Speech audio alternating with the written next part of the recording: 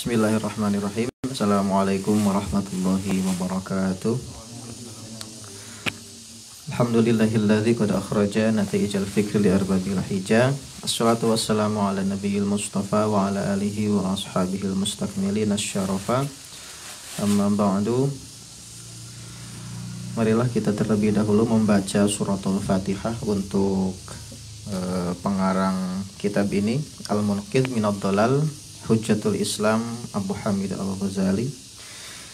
Bismillahirrahmanirrahim. Ila hadratin Nabiyil Mustafa bijahi Sayyidina Muhammadin sallallahu alaihi wasallam wa ala alihi wa azwajihi wa dhurriyyatihi wa ahli baitihi al-kiram, thumma ila al-khulafa'ir rasyidin Abi Bakr wa Umar wa Uthman wa Ali qarramallahu wajhahu anhum, thumma ila sultanil awli wa qudwatil asfiya Syekh Abdul Qadir Al-Jilani qaddasa sirrahu wa nawwara dariha, wa ila hadrati jami' awliya'illahi ta'ala ina makanu, khususan muallif fi hadzal kitab Hujjatul Islam Abi Hamid Al-Ghazali, nafa'ana Allahu bi'ulumihim fid dunya wal akhirah bi barakati ummil Qur'an. Al-Fatihah.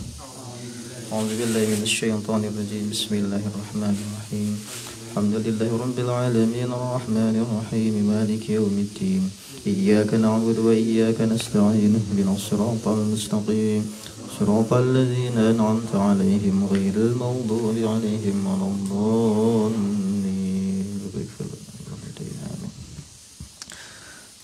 Bismillahirrahmanirrahim. Pada pengajian perdana ini insyaallah kita akan mulai membaca kitab Al-Munqidh minad Dhalal karya Hujjatul Islam Abu Hamid Al-Ghazali. Nanti saya pakai bahasa Indonesia ya, ngemaknaninya pakai bahasa Indonesia. Untuk hari ini kita akan terlebih dahulu membaca pengantar kitab yang ditulis dengan baik oleh penerbit Darul Minhaj. Ya, jadi khusus untuk kitab-kitab Al-Ghazali, salah satu terbitan terbaiknya itu adalah edisi yang dikeluarkan oleh Darul Minhaj, karena di situ ada pengantar yang cukup bagus dan ada beberapa catatan-catatan kaki ya untuk kata-kata sulit biasanya.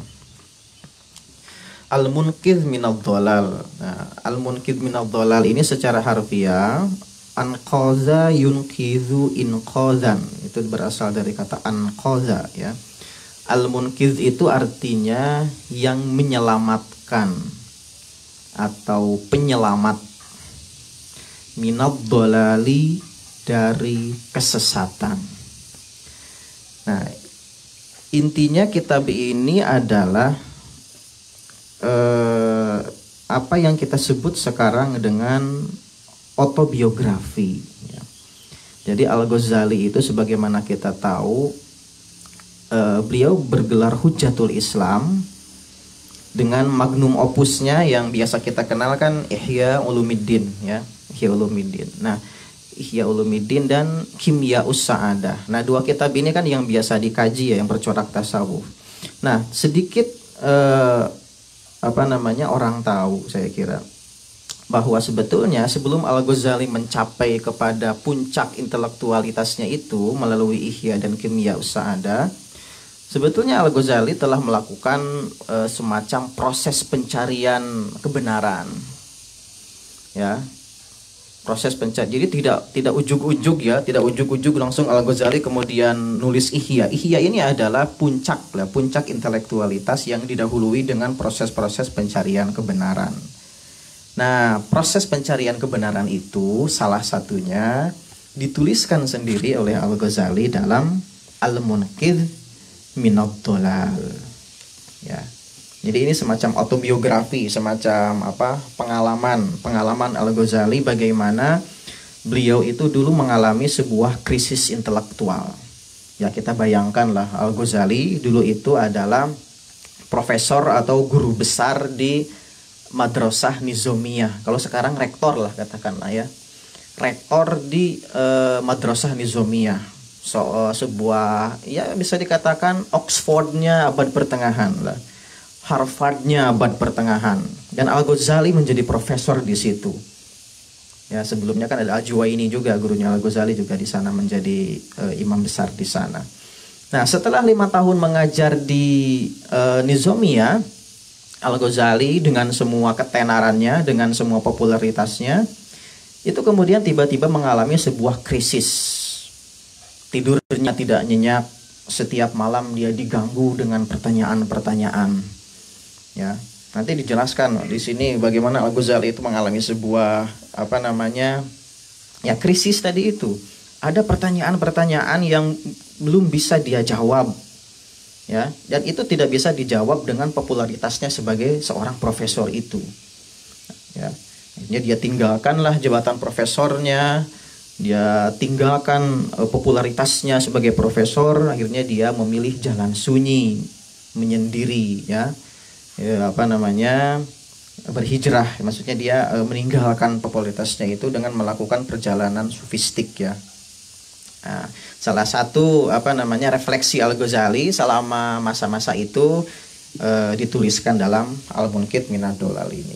Nah, sebelum kita ke teksnya Al-Ghazali langsung, kita akan baca dulu pengantar dari penerbit, karena ini penting sekali agar kita mengetahui konteks kitab ini ditulis. Nah, ini akan saya baca secara acak, ya, karena banyak sekali yang menurut saya penting. Nah, di sini dijelaskan bahwa langsung wa ba'du, ya, lihat di wa ba'du dan seterusnya itu, fa inna lillahi azza wa jalla al minnata ala hadhil ummati bi an ja'ala fiha ala ra'si kulli mi'ati sanatin man yujaddidu laha amru diniha. Jadi umat ini dianugerahi oleh Allah Subhanahu wa taala. Ini secara bebas dulu, ya, saya terjemahan secara bebas saja. Nanti makna nih kata per katanya pas teks Al-Ghazalinya saja.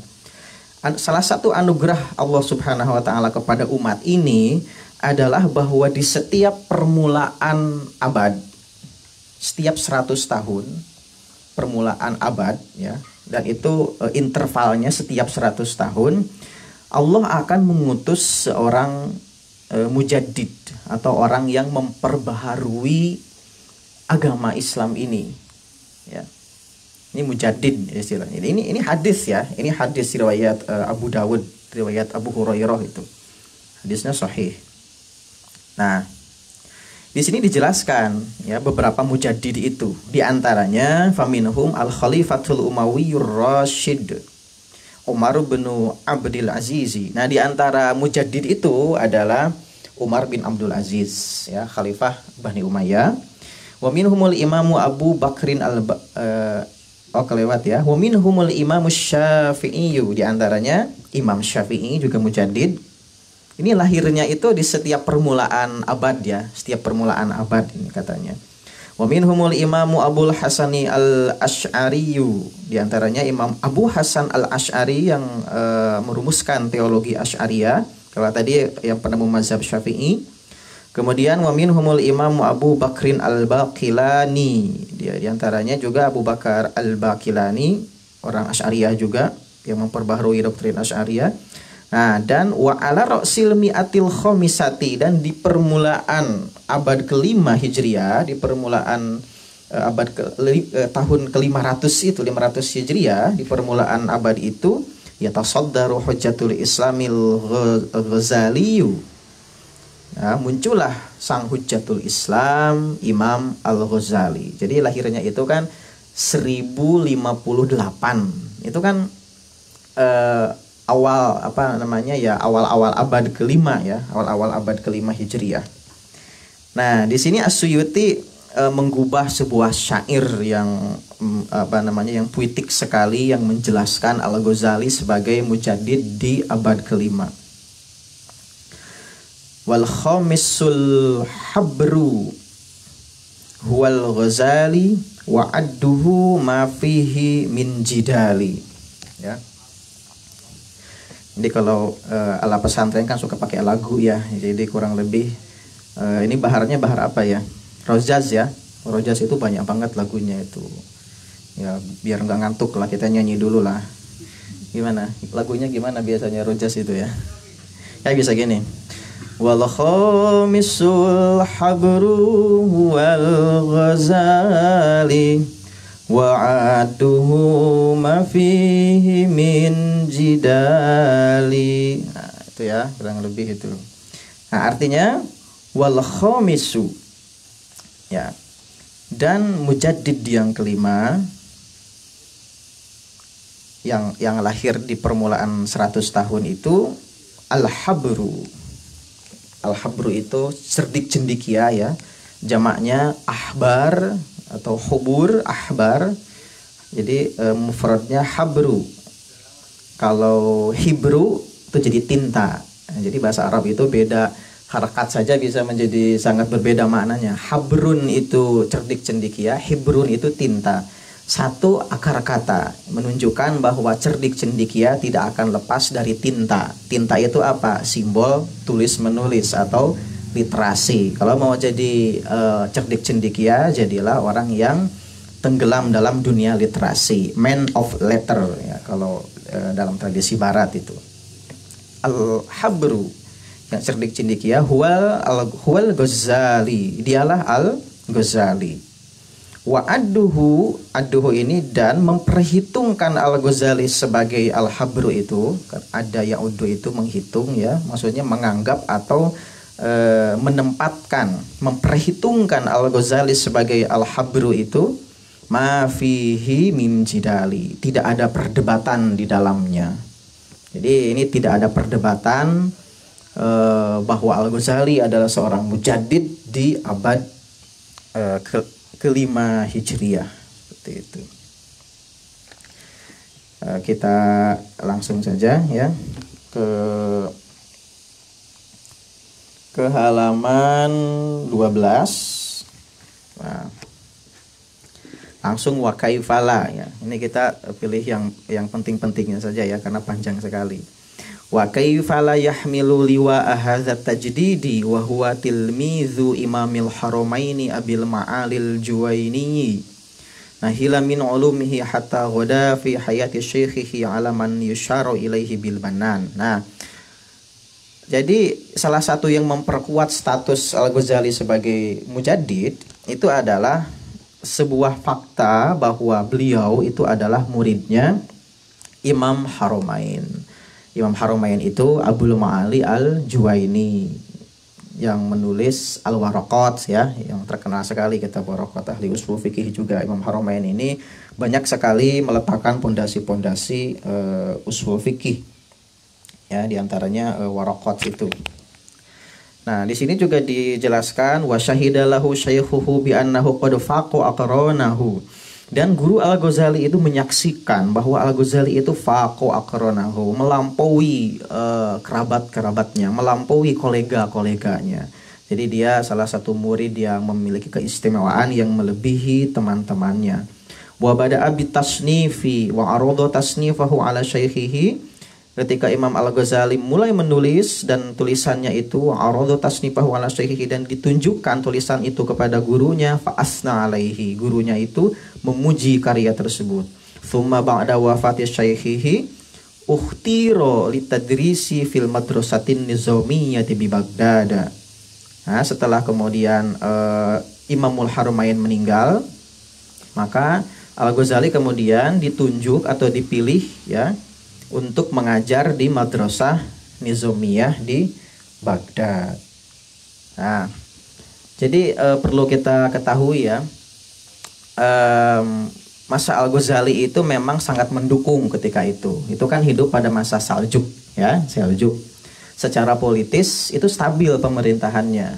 Karena ketika itu di bawah Kesultanan Seljuk, ilmu pengetahuan sangat diapresiasi, terutama ada seorang wazir yang sangat cinta pengetahuan namanya Nizamul Muluk ya. Jadi istilah Madrasah Nizamiyah ini berasal dari nama wazir ini, Nizamul Muluk, Nizamiyah, yang tadi saya katakan Oxfordnya abad pertengahan ya. Kalau kita mau tahu bagaimana glorifikasi Nizamiyah ketika itu, kita bayangkan saja Harvard masa kini ya, Cambridge masa kini, bagaimana dia menjadi destinasi orang-orang untuk belajar di sana. Nah, jadi ini prestis sekali lah gitu ya, center of learning ketika itu. Dan Nizamul Muluk ketika itu kan Abbasiyah itu lawannya siapa? Fatimiyah ya. Ini kita bicara dikit-dikit politiknya lah ya, sebelum masuk ke teksnya. Nizamul Muluk itu adalah menterinya Seljuk. Seljuk itu adalah berafiliasi kepada Abbasiyah di Baghdad. Kan ketika itu Abbasiyah kan berfragmentasi kan, ada daerah-daerah otonom kan, ada Seljuk, kemudian Buaihi segala macam.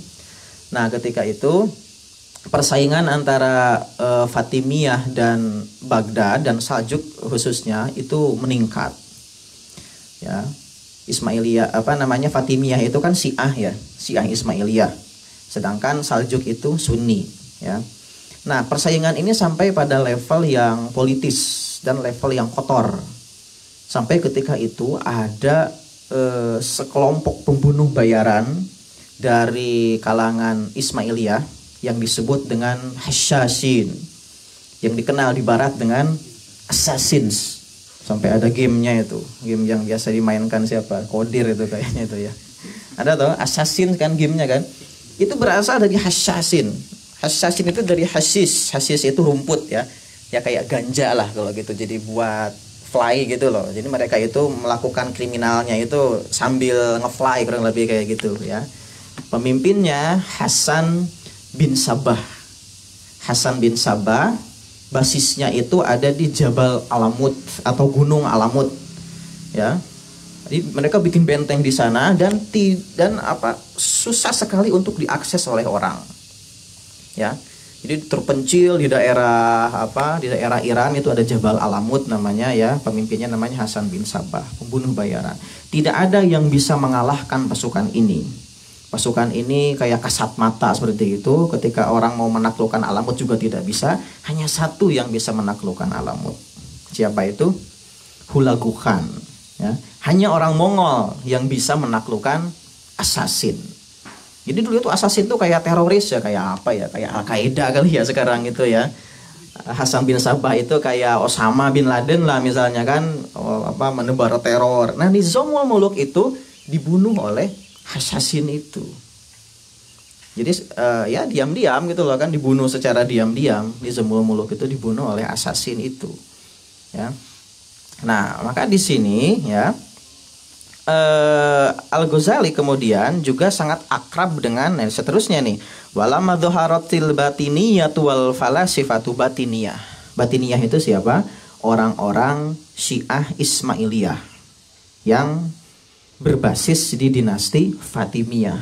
Nah, jadi ini lawan politik dan lawan intelektualnya itu Fatimiyah dan orang-orang Ismailiyah. Ada lagi falasifah. Kalau falasifah itu Sunninya juga ada, Syiahnya juga ada. Ya. Jadi ketika itu Al-Ghazali itu di samping menghadapi teror Assassin itu, juga menghadapi teror-teror wacana-wacana dari Batiniyah ya. Batiniyah itu yang mengedepankan ajaran-ajaran Neoplatonisme ketika itu, filsafat-filsafat yang akhirnya mempengaruhi filosof-filosof Muslim itu sendiri, Al-Farabi, kemudian siapa itu Ibnu Sina dan seterusnya. Itu kan ada pengaruh dari Neoplatonisme. Nanti akan kita bahas di Munkid ini, ada penjelasannya luar biasa itu.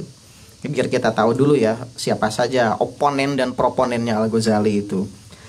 Nah, wasya'at afkaruhum wa talbisatuhum bainal mutsaqqafina wal mustaqilina bi ulumi syariah. Nah, jadi saking ngetrennya ketika itu pemikiran filsafat, pemikiran Ismailiyah, dia akhirnya menginfeksi seluruh pelajar-pelajar di Universitas Nizamiyah khususnya dan umumnya di seluruh dunia Islam.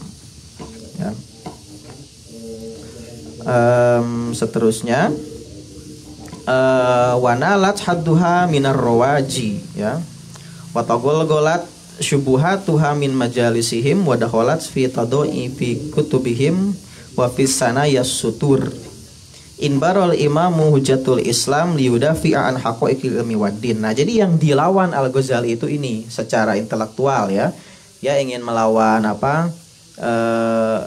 ibaratnya ekspansi pemikiran yang dilayangkan oleh para filosof.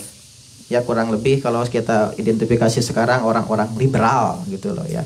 Orang liberal yang sudah tercerabut lagi dari prinsip-prinsip keberagamaan.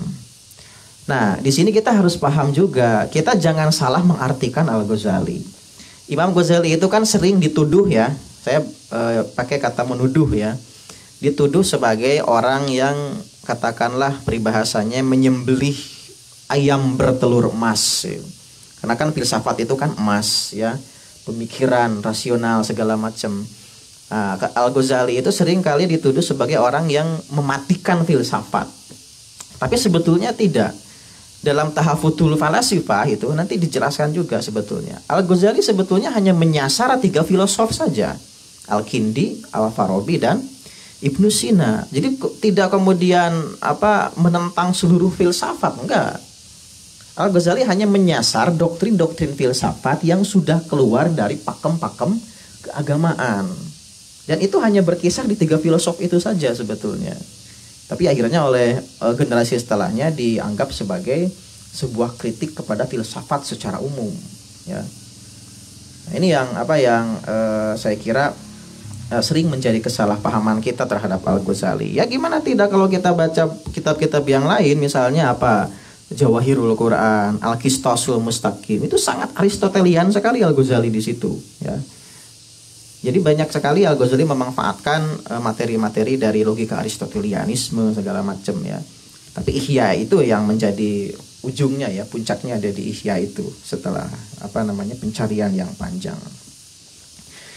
Oke, kita langsung ke halaman 13 langsung. Kitabul Al-Munqidhu Minad Dhalal. Nah, ini kita akan melihat apa sih asal usul atau sebab ditulisnya Al-Munqidh Minad Dhalal ini. Hadzal kitabu huwa khulasatu tajarrubatil Ghazali. Kitab ini adalah ringkasan dari pengalaman atau eksperimentasi Imam Al-Ghazali. Jadi ini pengalaman saja, curhatan. Jadi ada semacam unsur curhatnya Al-Ghazali dalam perjalanan mencari ilmu ya, kurang lebih begitu dituliskan di sini. Wa isarati juhdihil mudni fi talabil haqqi wal haqiqah. Dan perasan atau intisari, kan asara itu kan memeras ya, intisari dari upayanya, juhdi itu upaya, al-mudni yang menyakitkan, fi talabil haqqi wal haqiqati dalam mencari kebenaran dan hakikat segala sesuatu. Nah, jadi di sini diungkapkan dengan kata juhdihil mudni. Jadi upaya Al-Ghazali ini sangat melelahkan dan menyakitkan karena memang pernah sakit Al-Ghazali itu ya, maksudnya sakit secara intelektual ya. Sakit secara intelektual itu yang tadi saya katakan, setiap malam itu kemudian diganggu dengan pertanyaan-pertanyaan ya, untuk mencari kebenaran itu. Jadi panjang sekali perjalanannya untuk mencari kebenaran dan hakikat segala sesuatu. Wala siyama wa qad habbarahu muallifuhu fi sinniyil akhirah. Terlebih wala siyama qad habbarahu muallifuhu. Nah, pengarang kitab ini mengguratkan tintanya untuk menulis Al-Munqidh Minad Dhalal ini dari Hibrun tadi itu ya. Habbaro itu mengguratkan tintanya untuk menulis Al-Munqidh Minad Dhalal ini fi sinniyil akhirati, di tahun-tahun terakhirnya. Jadi selain Ihya dan Kimya Usa'ada, salah satu kitab yang ditulis di fase terakhirnya Imam Al-Ghazali itu adalah Al-Munqidh Minad Dhalal. Jadi rangkuman dari seluruh perjalanan Al-Ghazali semenjak beliau pertama kali mencari ilmu sampai kepada titik Ihya tadi itu, titik Kimya Usa'adah tadi itu ya. Nah, ba'da an qata al masafati was sanawati baina talabil ilmi wa tadrisi. Setelah ia terhenti dari perjalanan atau memutus ya, qata'atu memutus atau terhenti, al-masafah itu perjalanan-perjalanan keilmuan, wassanawati dan tahun-tahun mencari ilmu, baina talabil ilmi. Jadi setelah dia ibaratnya menempuh jarak dan menghabiskan waktu antara talabil ilmi, mencari ilmu, wa tadrisi dan mengajar. Jadi kitab ini ditulis setelah Imam Al-Ghazali menghabiskan banyak waktu dan mengelilingi banyak tempat dalam konteks mencari ilmu dan memberikan pelajaran. Kitab ini ditulisnya itu dalam konteks itu ya, setelah Imam Al-Ghazali itu selesai ibaratnya urusan dunianya lah, kurang lebih pencariannya itu sudah selesai, masalah popularitas itu udah selesai gitu loh. Ibaratnya ya dia itu ibaratkan semacam seorang raja tapi meninggalkan kerajaannya, kurang lebih gitulah. Sudah ada di puncak popularitas, dunia sudah selesai semua, sudah kaya, sudah segala macam, tapi dia tinggalkan kerajaan itu untuk mencari sebuah jawaban yang tidak bisa dijawab dengan popularitas itu ya. Dan ternyata dijawab di perjalanan kesunyian tadi itu. Dia bisa menjawab pertanyaan itu dengan kesendirian, dengan jalan sunyi tadi itu ya. Summa aqobatha khalwatun inhalat alaihi fiha anwarul haq. Nah setelah itu Imam Al-Ghazali kan disusul dengan khalwat. Khalwat itu tadi menyendiri, itu saya bilang jalan sunyi tadi itu ya, menarik diri dari keramaian. Kemudian Al-Ghazali menyusuri jalan sunyi yang di dalamnya itu kemudian Al-Ghazali mendapatkan pencerahan cahaya kebenaran. Fasfadu'at bidzalika sariratuhu, yang kemudian menerangi rahasia-rahasia kebenaran itu. Rahimahullahu taala rahmatal abrari wa jama'ana wa iyyahu fi daril qarari ya. Amin ya Allah ya rabbal alamin ya. Nah, inilah kurang lebih konteks ya, atau sebab-sebab Al-Ghazali menuliskan kitab Al-Munqiz minad Dhalal. Nah, sekarang kita masuk ke halaman 18. Halaman 18. Ini saya juga baru dapat kitabnya ini ya. Jadi langsung aja. Halaman 18 itu bisa dilihat. Nah, ini ada pelajaran menarik ini kayaknya di sini.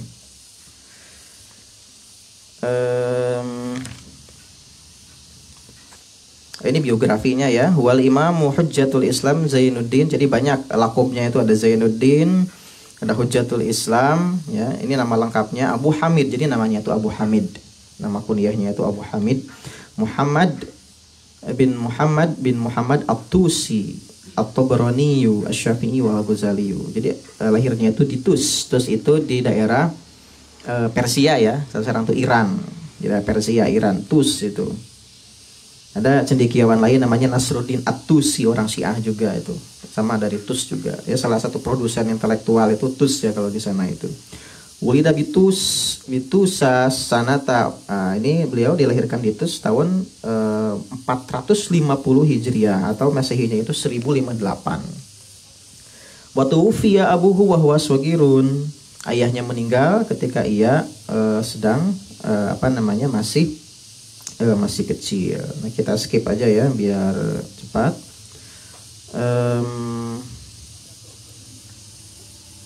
Nah, ini langsung ke halaman 19. Wasafaru ila Jurjana. Nah, jadi Al-Ghazali lahir di Tus, kemudian melakukan perjalanan ke Jurjan. Ya, menempuh pendidikan lah. Jurjan. Masih di daerah itu ya. Faqra'a ala Syekhul Imam Abil Qasim Al-Ismaili wa allaqa anhu ta'liqa. Ini gurunya di Jurjan ya, Abul Qasim Al-Ismaili. Ya. Summa qadima Naisabur, setelah dari Jurjan kemudian ke Naisabur. Nah, ini yang menarik ya. Ismaili tadi itu ya. Imam Abil Qasim Al-Ismaili. Nah, ternyata salah satu guru Imam Al-Ghazali adalah orang-orang Ismailiyah. Ini menurut yang tertulis di sini ya. Nah, ini menarik ini. Padahal Ismailiyah itu adalah nanti yang akan dia kritisi ya. Tadi saya katakan itu apa yang menjadi sayap intelektual lain yang menjadi rival Abbasiyah ketika itu. Dulu biasa kok Imam Al-Bukhari ada kok gurunya yang agak Syiah ya. Jadi kalau kita lihat contoh-contoh ulama kita dulu yang kita sebut otoritatif sekarang, itu ternyata belajarannya nggak pilih-pilih kok. Jadi banyak kalau kita mau cari ya, cari misalnya guru-gurunya siapa yang dia itu beda aliran. Itu banyak sekali. Misalnya ya Abu Hori belajar kepada orang yang terindikasi Syiah segala macam. Jadi tidak membatasi dari mana dia mengambil ilmu gitu. Jadi prinsip yang dipakai itu adalah khudil hikmata wala yadurruka min ayyi wi'ain kharajat. Itu kata Sayyidina Ali. Khudil hikmata, ambillah pelajaran kan. Wala yadurruka min ayyi wi'ain kharajat. Janganlah merisaukanmu dari mana pelajaran itu berasal. Ya. Bahkan ada kata-kata lain itu mengatakan hudil hikmata walau kanat min famil bahaim. Ambillah pelajaran meskipun itu keluar dari mulut hewan. Dan meskipun ya apa yang pelajaran bisa keluar dari mulut hewan itu? Ayam misalnya. Itu kan berkokok loh. Mulut ayam itu berkokok pelatuknya ya, berkokok setiap subuh. Ya kita ambil pelajaran. Oh ini bangunin pagi, bangun subuh segala macam kan bermanfaat untuk kita gitu kan. Seperti itu. Ya itu jadi akhlak ulama-ulama dulu saya kira itu sangat inklusif ya. Jauh dari apa yang kita sebut saat ini dengan apa ya sekat-sekat mazhab gitu kan. Ngaji itu harus sama ini, nggak boleh sama itu gitu kan. Ini yang benar jamaah ini, jamaah itu salah. Saya kira tidak seperti itu ya.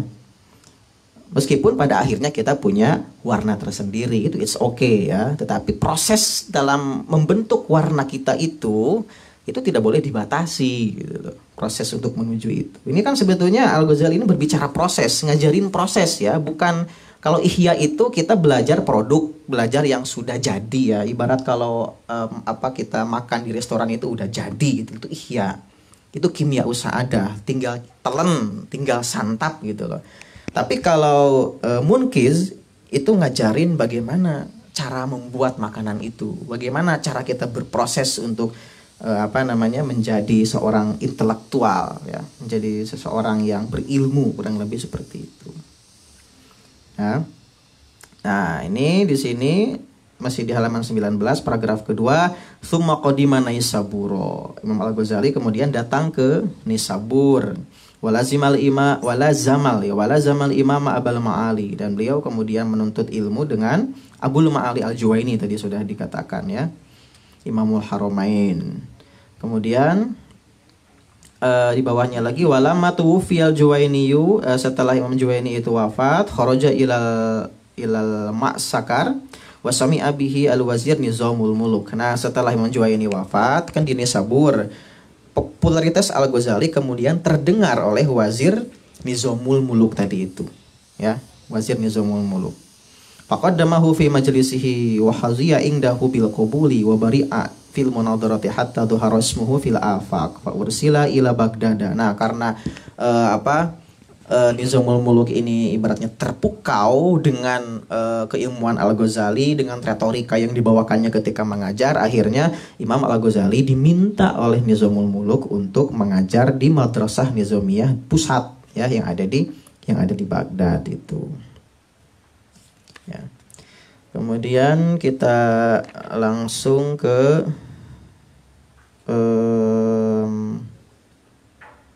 masih halaman 19 nih, yang Tsumaja'at ya. Tsumaja'at husa'adatul hakikiyatu. Nah, ini setelah Al-Ghazali itu berkarir di Nizamul Muluk, maka datanglah kebahagiaan yang hakiki gitu. Ini istilah dari ini ya, dari penerbitnya ini. Ternyata kebahagiaan hakikinya itu bukan jadi profesor ini, bukan menjadi orang yang dikenal semua orang. Kebahagiaan hakikinya itu fasalaka tariqal zuhdi wa ta'alluhi. Maka Al-Ghazali kemudian menempuh atau menyusuri jalan-jalan asketisme wa ta'alluhi, dan jalan-jalan pencarian Tuhan.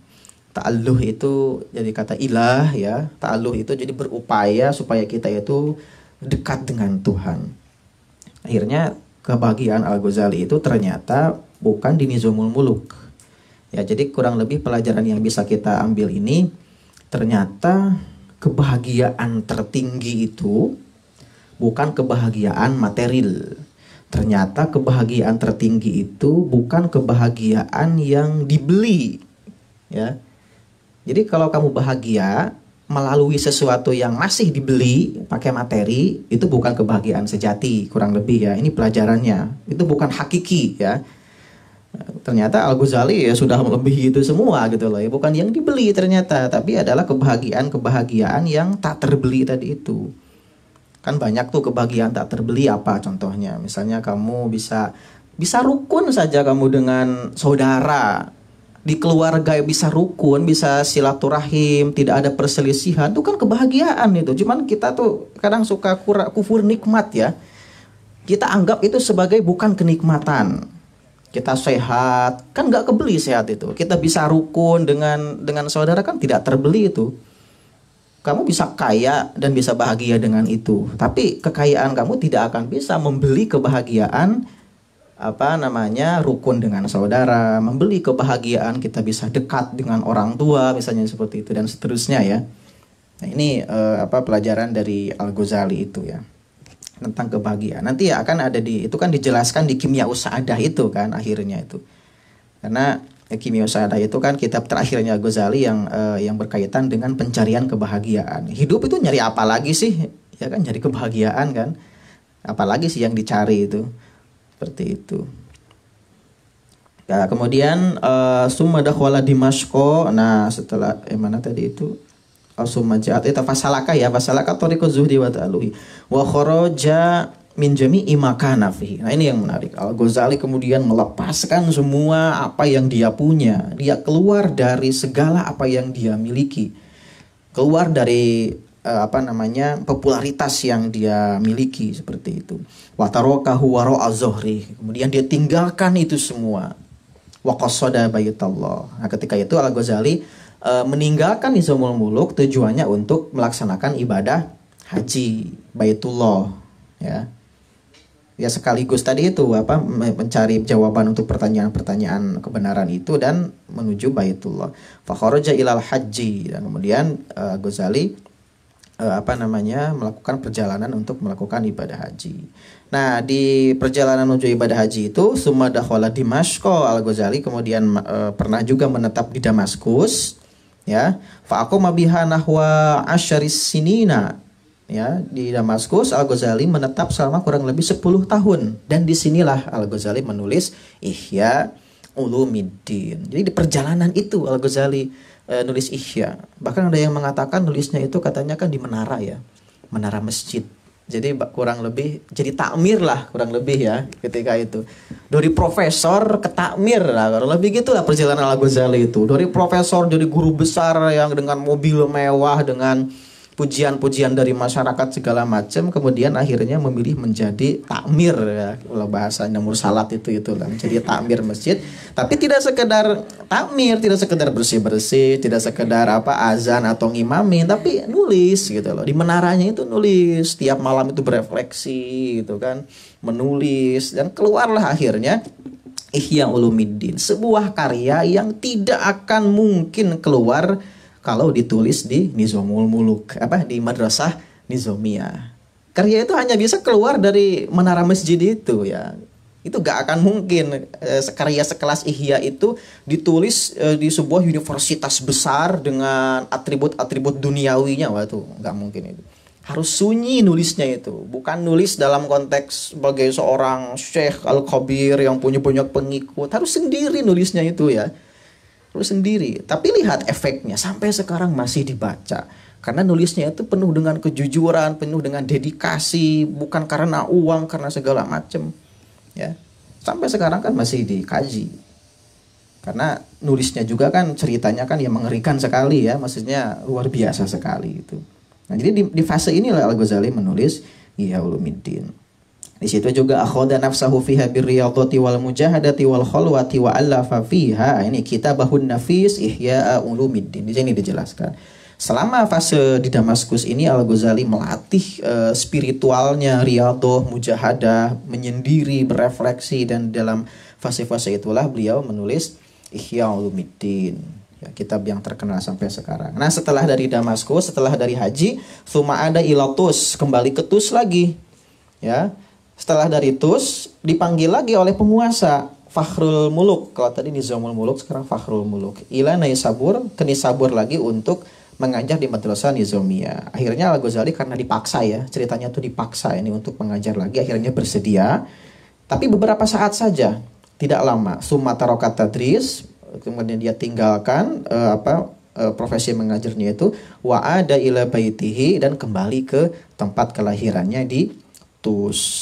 Ngapain di Tus itu? Muwazzi'an waqtahu baina tilawatil Qur'an wa tadrisi wal ifadah wa nushi wal irsyad ila anwa fathul maniyah bitus. Ya, jadi menjalani kehidupan sebagai seorang ulama biasa ya. Jadi mendedikasikan diri untuk kampung halamannya, yang mengajar, membaca Quran ya. Sampai akhirnya meninggal tahun 505 Hijriah atau 1111 kalau Masehinya itu ya. Nah, ini ada yang menarik lagi. Tarokal Imamul seterusnya ya, halaman 20. Tarokal Imamul Ghazali radhiyallahu anhu mu'allafatin masyhuratan lam yusbaq ilaiha man ta'ammalaha alima fadlahu alim man ta'ammalaha alima. Ini mubtadanya dari man ya, man ta'ammalaha alima fadlahu. Jadi Al-Ghazali itu meninggalkan mu'allafat, karya-karya masyhuratan yang populer, lam yusbaq ilaiha, yang tidak ada pendahulunya. Jadi tidak ada satu orang pun yang mendahului Al-Ghazali dalam menulis kitab-kitab ini. Nah, ini ada pernyataan menarik nih. Jadi ada seseorang yang meneliti. Uhsiyat, ini ya, seterusnya kila, ini kila. Uhsiyat kutubul Ghazali allati sannafaha. Uhsiyat, dihitung, jadi dikalkulasi orang lebih ya. Kutubul Ghazali, jadi kitab-kitab karya-karya Al-Ghazali ini dikalkulasikan. Allati sannafaha, yang dikarang oleh Al-Ghazali itu dikalkulasikan. Ya, maksudnya dikalkulasikan, dihitung berapa lembarnya gitu loh. Ihya kan berapa jilid kan bisa dihitung lembarannya berapa kan, sekitar 2000 halaman kan. Terus lagi yang lain, Munkid segala macam, Mustasfa ada 70-an kan, banyak itu. Ada puluhan. Dihitung lembar per lembarnya itu berapa lembar. Misalnya sekian ribu ya. Kemudian wa wuzzi'at ala umrihi. Kemudian disesuaikan dengan umurnya. Umur Al-Ghazali yang lahir 1058 sampai 1111 itu berapa tahun ya? Berapa umurnya itu? Coba dihitung. Ini harus berapa tahun? 1058 lahir, meninggal 1111. Berapa tahun ya? Dikurangi 1058. Berapa? 53. Iya, 53 kan? Iya. 53 tahun. Mudah sekali. 53 loh. Tapi lihatlah, Ihya saja itu sudah berapa ribu halaman? 2000. Belum lagi Mustasfa, belum lagi karya-karya yang lain ya. Jadi dikalkulasikan 53 tahun menulis sekian ribu halaman ya. Kemudian fakhussat kulla yaumin arba'u karorisa. Jadi kalau dikalkulasikan dengan umur yang seperti itu 53 tahun dan dengan jumlah karya yang sedemikian banyak, kalau dikalkulasikan Al-Ghazali itu perharinya itu men-set waktu menulis itu sekitar arba'u karoris, 4 kuros. Kuros itu, satu kuros itu kurang lebih 16 halaman. 16 kali 4 berapa Pak Wi? 16 kali 4 itu berapa? 64 ya. Satu hari 64 halaman minimal. Al-Ghazali. Kalau dikalkulasikan jumlah seluruh karangannya dengan rasionalisasi umur yang seperti itu, maka per hari Al-Ghazali itu akan menulis setidaknya 64 halaman. Rata-ratanya lah ya seperti itu. Ini nggak tahu ya usia produktifnya kapan ya. Usia produktif 15 tahun misalnya kan 53 itu kan ya ada masa kecil kan, dan kita kan belum bisa memastikan kapan pertama kali Al-Ghazali menulis. Ya dihitung dari usia produktif lah kali ya. Setidaknya Al-Ghazali itu kalau di rata-rata menulis per hari 64 halaman. Dzalika fadlullahi yu'tihi may yasha. Dan ini kata pengantar kitab ini, itu adalah karunia atau kelebihan Allah yang diberikan kepada orang yang dikehendakinya. Ya, sulit sekali loh saya kira ya menulis. Belum nulisnya, belum mikirnya, coba. Kan nulis itu kan nggak mungkin kalau nggak mikir itu kan. Apalagi Al-Ghazali, coba lihat itu tulisan-tulisannya kan akan memantik pikiran semua gitu kan. Nggak mungkin kita baca kitab Al-Ghazali nggak mikir gitu. Jadi nulisnya juga memerlukan pikiran yang sangat tajam gitu loh. 64 halaman per hari, itu kira-kira seperti apa pembagian waktunya kan? Ini makanya tepatlah ini dikatakan dzalika fadlullahi yu'tihi may yasha. Ini hanya orang-orang tertentu saja ya, yang bisa melakukan hal semacam ini. Radhiyallahu anhu wa akrama maswahu wa nafa'ana bi ulumihi innahu khairu mas'ulin ya. Ini pengantar dari penerbitnya. Baik, jadi untuk hari ini kita baca itu dulu saja ya.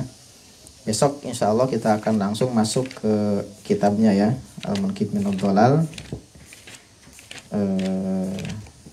di halaman 45. Besok kita langsung ke halaman 45 ya. Karena ini kan ada keterangan juga, tapi ini kan terkait dengan proses tahqiq ya. Jadi naskah mana saja yang dijadikan acuan oleh editor untuk menerbitkan kitab ini, ada penjelasannya di sini semua. Besok kita akan membaca langsung dari halaman 45. Baik, saya kira cukup untuk pagi ini.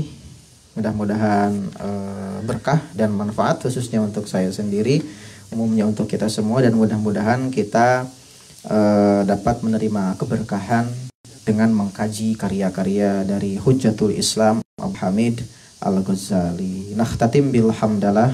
Alhamdulillahirabbil alamin. Assalamualaikum warahmatullahi wabarakatuh.